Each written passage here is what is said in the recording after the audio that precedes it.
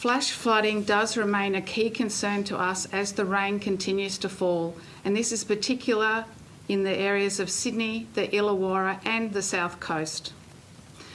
Overnight, our flood rescue teams have been activated 7 times around the Shoalhaven area. 7 flood rescue activations took place, with vehicles ending up in flooded waters. There is a lot of debris on the roads. Trees have fallen, power lines are down. The roads are also very slippery.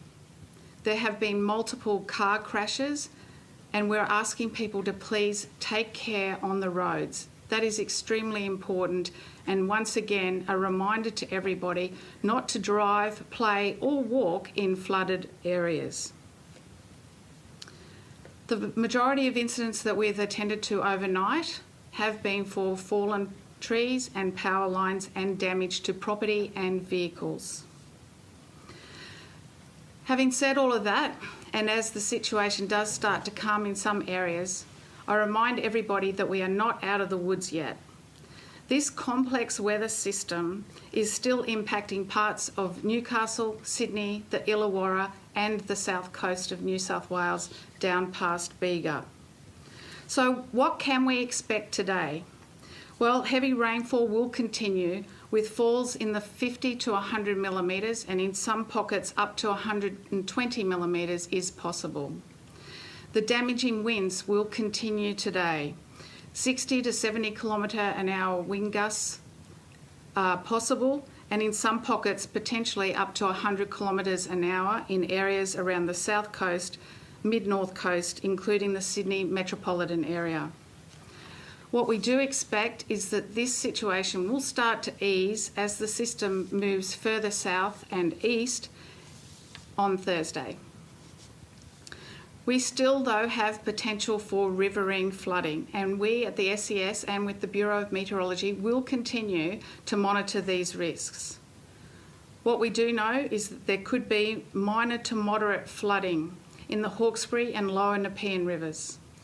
Minor flooding is also expected in river systems in Sydney and the surrounds, such as the Colo River and Georges River. Minor to moderate flooding is possible in many systems on the Illawarra coast, including Shoalhaven River, the St George's Basin, Clyde River and the Snowy Mountains River. Residents in all of these areas are advised to continually monitor conditions and follow the advice of any flood warnings in the event that their situation will escalate. As we have always said, this system is a more dynamic and fast-moving system than any of the recent rain events that we have seen across New South Wales. I will leave the detailed weather briefing to Gabrielle Woodhouse from the Bureau of Meteorology. But what have we been doing over the past 24 hours?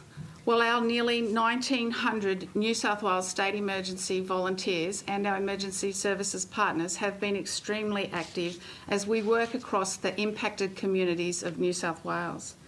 Since the start of this event, we have had 2,870 incidences recorded. In the past 24 hours to 9:30 this morning, the State Operations Centre has received 2,391 calls for assistance, and statewide incidences in this 24-hour period have reached over 2,186. The majority of these incidences have been in our 3 particular areas of operation. The Mid-North Coast at Metford, which has had over 740 calls for assistance. The Metropolitan Sydney Zone, 771 calls for assistance. And our southeastern zone, which includes the Illawarra and South Coast areas, 647 calls for assistance. Our volunteers have been helping in many ways. In Surfside on the South Coast, yesterday they assisted beachside residents by sandbagging their properties to protect them from any further erosion and flooding. They door-knocked residents that were under threat. They've been tarping roofs. They've been searching for missing people, removing debris from roads and properties, and attending serious road crash and flood activation rescues. With the trees and power lines that are down, we do know that there are many power outages for residents across New South Wales. Around 34 properties are impacted and without power at this time. Most of those areas are in the Central Coast area, some of the Sydney Metropolitan, Illawarra and particularly the South Coast area. The transport network in Sydney is also impacted, with overhead rail lines being damaged by fallen trees. Again, we are asking the communities from the mid-north coast through Sydney, the Illawarra and South Coast to remain vigilant and keep abreast of any warnings for your particular area. So how can you do that? Obviously, the best place to go is the Hazards Near Me app. Download your watch zone and make sure that you get all of the warnings that are for where you live, work or you're likely to travel to. Also monitor the Bureau of Meteorology website and the New South Wales SES website, and we will provide you with the most up-to-date information that we can for the upcoming 24 to 48 hours. I'll now hand over to Gabrielle Woodhouse from the Bureau of Meteorology to give you a weather update. Thanks. Good morning, everybody. So what we've seen in the last 24 hours has been that low pressure system rapidly deepen off the central parts of the New South Wales coast. It is currently still sitting offshore from the Hunter coast, and what we're seeing at the moment is another trough that has pushed that rainfall further south towards the south coast. Overnight, we saw some fairly intense rainfall rates in places, and that was more so around the Illawarra area, and that's where we picked up about 80 to 120 millimetres over the course of 6 hours. Now, that kind of rainfall does mean that we see very quick and rapid rises in some of those creeks and river systems, and what we've also seen in the past 24 hours has been a number of flood warnings being issued.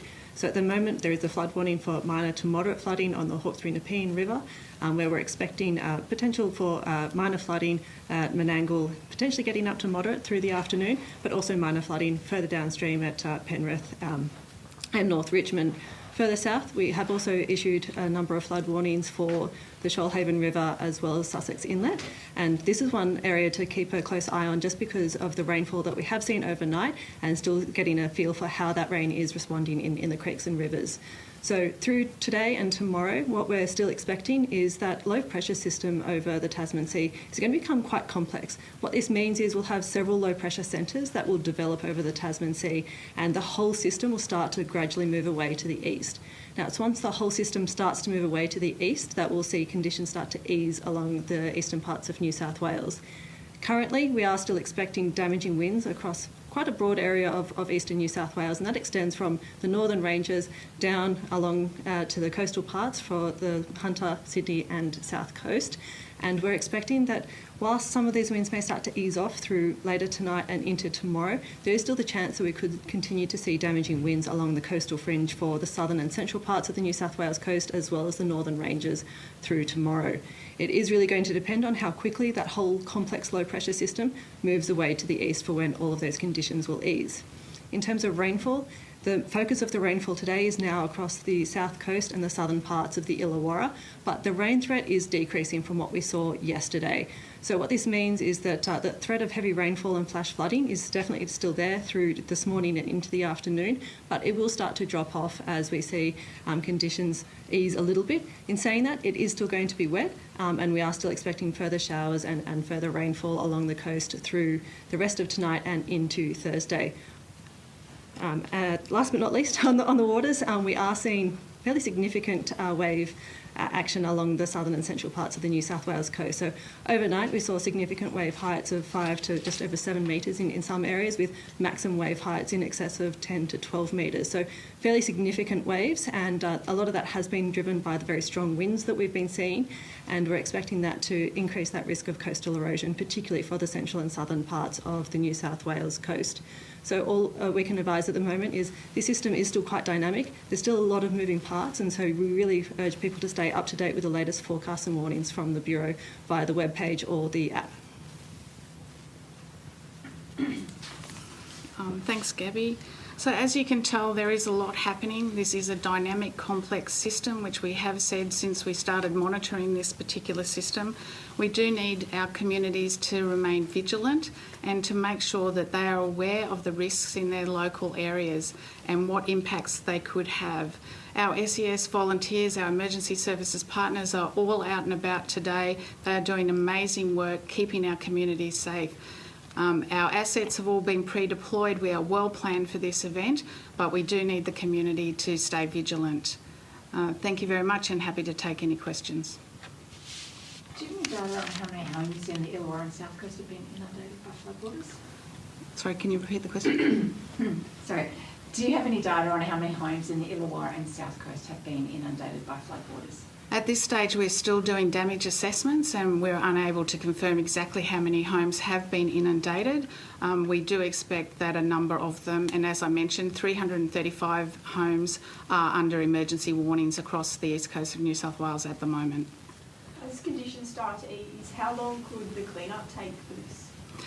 Well, of course, that depends on how much damage there is in these particular areas and what type of damage it is. We do expect, though, that the conditions will ease quickly, so that will enable all of our emergency services partners and volunteers to get into these areas and be able to assess the damage and then make safe those areas, providing residents with an opportunity to return home as soon as possible. Can you just repeat again where those emergency warnings are on the South Coast? So we currently have 7 emergency warnings that are operational at the moment. So those particular areas are Burrell Lake, my apologies, Burrell Lake, and the Shoalhaven area is the biggest risk area for us today as we move forward with the intense rainfall. And so we're asking people in the Shoalhaven, Burrell Lake area to please stay aware of what's happening in their particular areas. But again, as this is a dynamic system, it is really important that people stay abreast of conditions right through from Newcastle right down south to the Bega area. You mentioned 7 flood rescues overnight. What area was that? And how many have there been overall in Illawarra South Coast? So we had a surge in flood rescue activations last night, and that's when the most intense rainfall hit the South Coast area, so predominantly around the Ulladulla area. All the rescues were in that South Coast area around Shoalhaven, Jarrabomba and the like. And just how many properties are without power at the moment in New South Wales? So currently we understand that there are about 34,000 properties that are without power, but the power companies are working very hard to restore power in those areas. Of course, with power loss does come some telecommunication loss as well, so we are seeing that some of the 4G and 5G networks are being impacted at this time. A question for Gabrielle. I'm Nadine Morton from the Illawarra Mercury. I'm just wondering, you said that most of the weather, the heavy rain, will be the southern Illawarra and further south. Is that Kiama, do you think? So most likely even further south of Kiama, so more so around Nowra and further south is where we're expecting the heaviest falls to be through today and into tomorrow, but we're still expecting some reasonable rainfall totals along the coastal fringe, and that includes right up to Kiama or Wollongong and Sydney and Newcastle tomorrow. So the rainfall threat is decreasing, but the focus today is further south along the south coast. No worries, I'll call it there. Thanks, everybody. Thank you. Thank you. Yeah, I'll just get you to stay. Are you still live? Well, yeah, still going. I can say that. Yeah.